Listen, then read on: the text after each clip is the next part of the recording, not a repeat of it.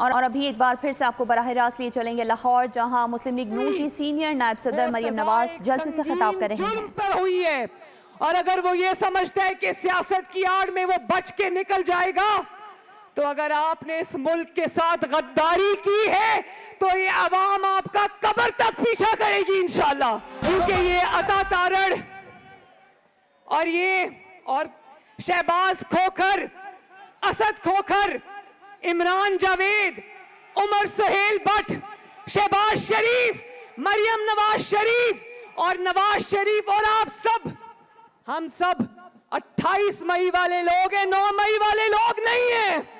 اپنے ملک کو سجانے، سنوارنے، خدمت کرنے والے لوگ ہیں، اپنے ملک پر حملہ کرنے والے لوگ نہیں ہیں۔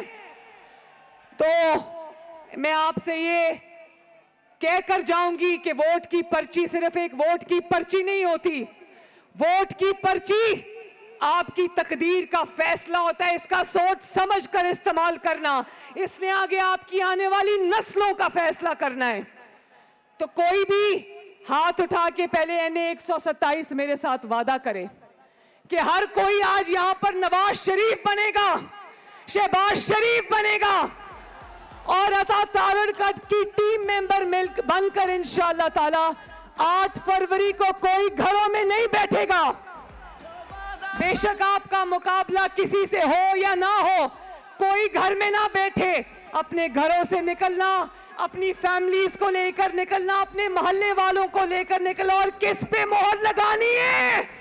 اللہ تعالیٰ آپ سب کو ہمیشہ خوش اور آباد رکھے اور ہم سب کو آپ کی خدمت کرنے کی، آپ کی زندگیاں سنوارنے کی توفیق عطا فرمائے۔